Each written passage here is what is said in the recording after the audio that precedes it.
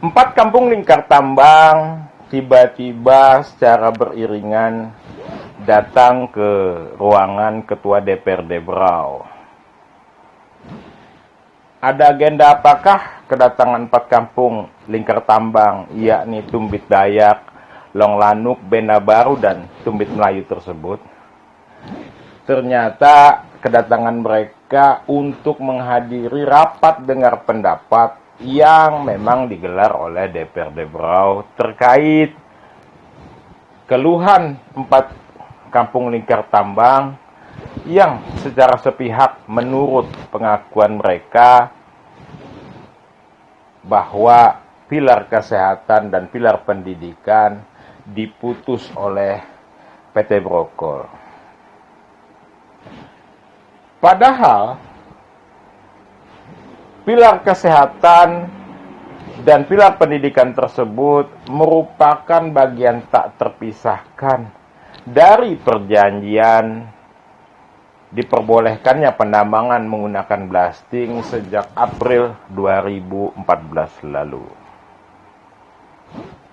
Lalu, apa sebenarnya yang membuat PT Brokol menghentikan pelaksanaan realisasi CSR untuk pilar kesehatan dan pendidikan tersebut? Dan bagaimana tanggapan Ketua DPRD Berau dan Kepala Kampung sendiri terkait hal tersebut?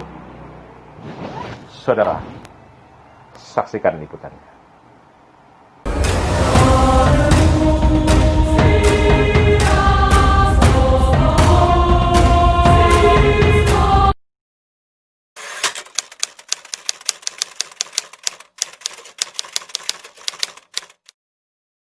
Ya, kami dari Tumbit Melayu diundang oleh Ketua DPR untuk hearing di kantor DPR ini tentang pengaduan kami masalah PT Brokol sudah mengambil keputusan sepihak bahwa tidak mau menjalankan lagi program seperti program bantuan pendidikan dan kesehatan.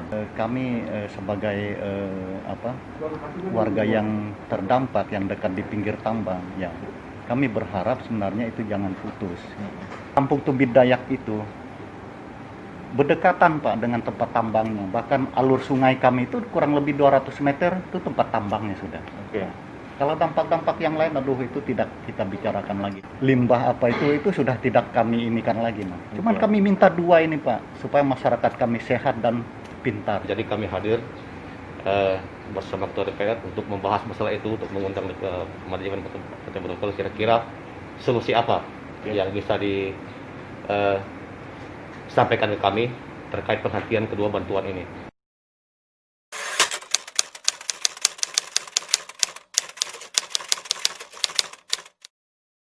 Awal PT Brokol bergerak di wilayah keempat kampung ini, itu ada perjanjian khusus Pak sebenarnya dengan ketiga kampung atau empat kampung ini tentang beberapa hal yang harus dilakukan oleh PT Brokol ketika mereka melakukan penambangan yang notabene sekarang hanya berjarak sekitar ratusan meter saja di belakang kampung kami. Jadi termasuk bantuan kesehatan dan pendidikan itu mesti mereka laksanakan selama mereka bergerak, dan itu masyarakat tidak mau menilai apakah itu mereka sedang untung atau merugi. Yang masyarakat tahu adalah selagi mereka beroperasi, bantuan ini tetap dilaksanakan. Waktu AMDAL 2011 kami punya data yang saya bawa. Ini ada surat rekomendasi dari Kepala Kampung kami, Tumbit Melayu, Pak Jahari, bahwa mendukung program ataupun produksi dari PT Brokol dengan catatan yang pertama, pernyataan sikap Kepala Kampung waktu itu mengurangi sistem blasting dalam kegiatan penambangan. Terus yang kedua, meningkatkan program KONDEP atau CSR agar bantuan lebih dirasakan oleh masyarakat. Yang ketiga, menjaga jarak aman antara kegiatan penambangan dengan lokasi pemukiman.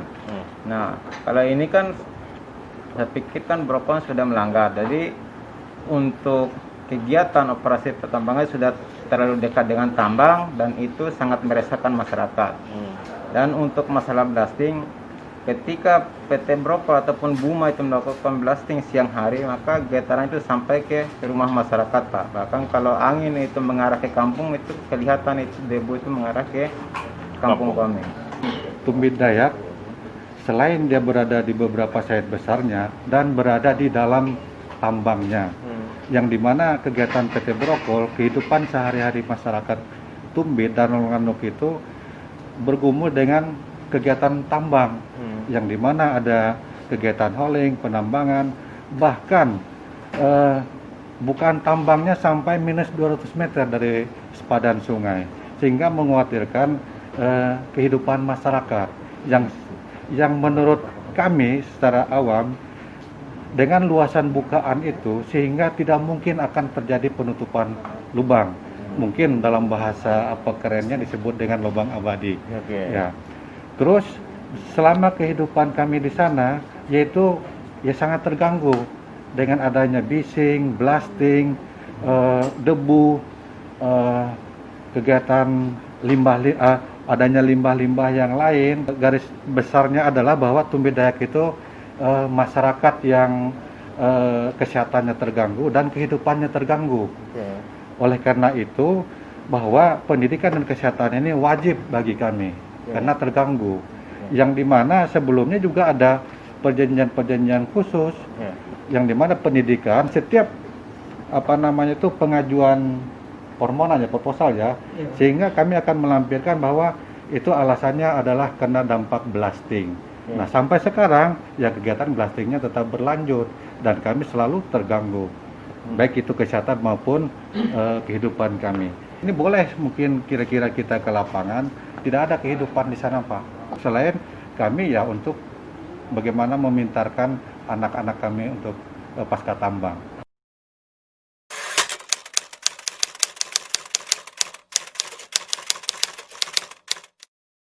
Kami kaget ternyata jam 9 pagi ini harusnya pertemuan dimulai, baru suratnya nyampe ke Ruangan ketua. ruangan ketua.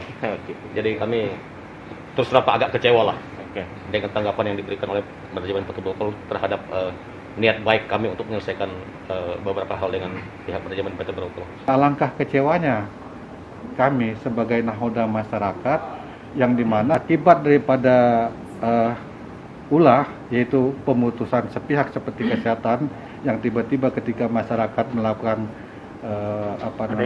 ada yang sakit, ternyata dari pihak rumah sakit menyodorkan PT Brokol telah melakukan pemutusan sepihak tertanggal 17 Juli 2020. Jelas kami merasa kecewa karena kami tidak tahu bahwa Brokol hari ini tidak hadir. Yang kami tahu bahwa Brokol ini hadir dalam pertemuan atau dalam hari ini, dan kami juga sudah siapkan pendapat untuk berargumen dengan Brokol supaya Brokol tidak mengambil keputusan secara sepihak.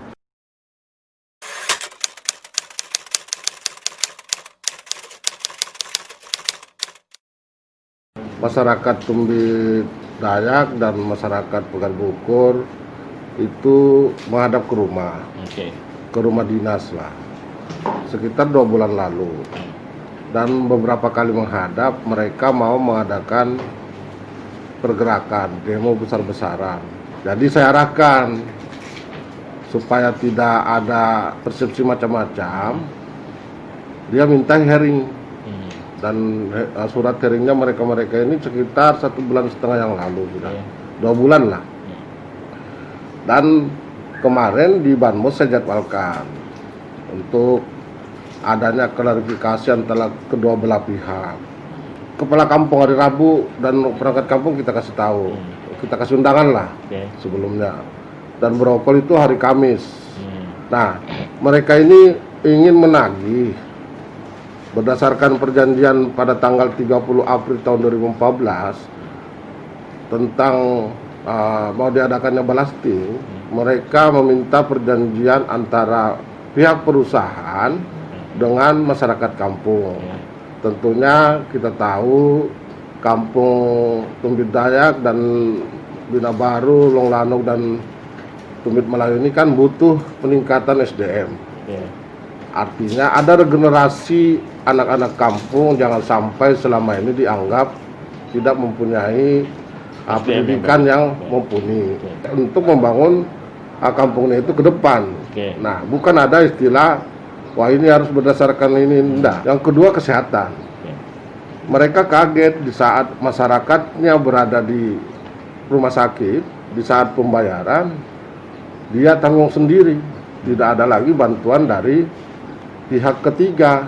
Nah, kemauan mereka kenapa tidak diklarifikasi terlebih dahulu supaya masyarakat yang sakit itu siap dengan pembiayaan, tidak dipusingkan secara mendadak. Harusnya ada pemberitahuan secara langsung.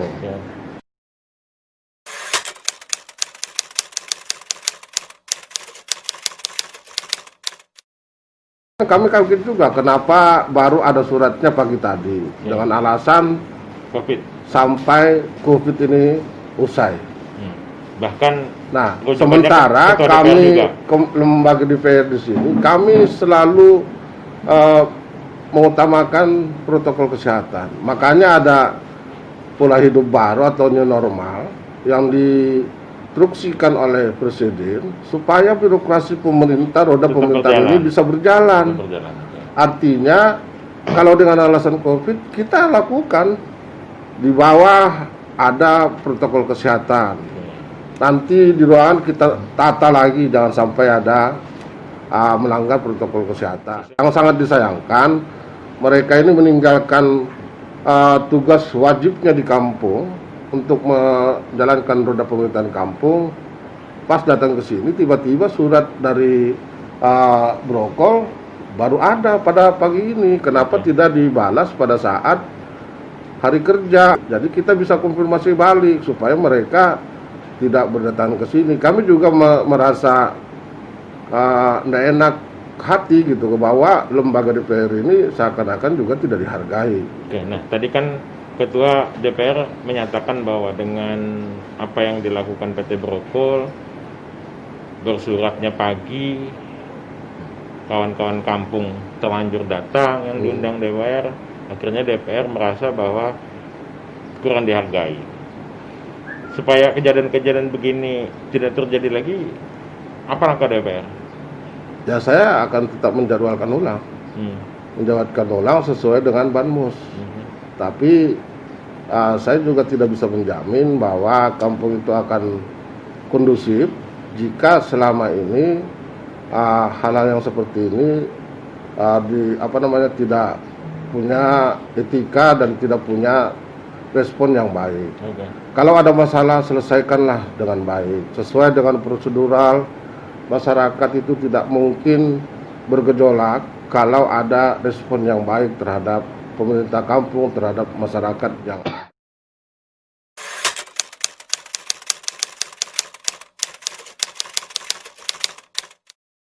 saya berharap kepada PT Brokol ataupun perusahaan-perusahaan yang lain yang ada di Kabupaten Berau, jangan sampai masyarakat itu dijebak untuk berbuat anarkis sehingganya tidak mentaati prosedural yang ada. Artinya begini, supaya kita ini tetap kondusivitas daerah kita ini aman, mereka harusnya memberi contoh dan memberikan klarifikasi atau presentasi dengan baik kenapa dan bagaimana terjadinya pembatalan perjanjian. Ini perjanjian, Pak. Perjanjian yang secara tertulis diputuskan di dalam musyawarah mufakat kampung. Nah, kalau CSR juga itu kewajiban. Betul, bukan bantuan toh. Bukan bantuan. Artinya ini hak masyarakat yang harus diperjuangkan. Ya, saya sebagai lembaga DPR, saya tidak ada pernah provokasi, bahkan saya menjaga investasi yang ada di Kabupaten Berau ini selalu eksis agar bisa menjadi pendapatan asli daerah. Namun yang saya inginkan, kita perlu pendapatan daerah kita, tapi yang lebih terpenting bagaimana mensejahterakan masyarakat Kabupaten Berau. Artinya harta kekayaan kita sudah dikeruk habis, apa sih sumbangsinya terhadap kampung-kampung yang ada.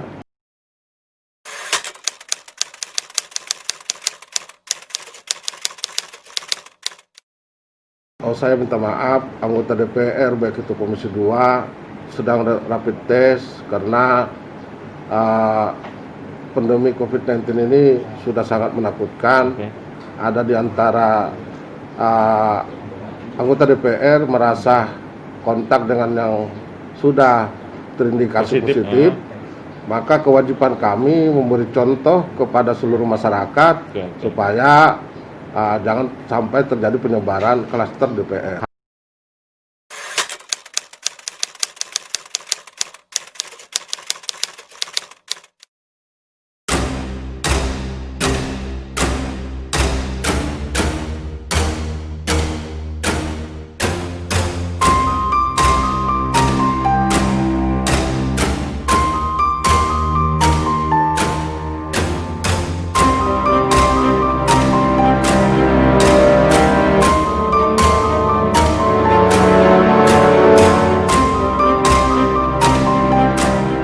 Beraunews.com, media online. Di sini kau dapat berita aktual dan terpercaya. Beraunews.com, media online, selalu membangun lewat berita, informasi terpercaya. Saya menghimbau ke seluruh lapisan masyarakat, taati protokol kesehatan, bantu pemerintah, bantu tim gugus untuk menyetop, untuk mengurangi pandemi COVID-19 ini. Dan saya menghimbau kepada tim gugus, bekerjalah secara profesional, bekerjalah dengan hati nurani yang paling dalam, jangan kita saling menyalahkan, tapi dengarlah saran dan masukan baik itu dari masyarakat, legislatif, ataupun opini-opini terkait. Kita sama-sama, ini tugas kita sama-sama dalam memberantas virus corona ini.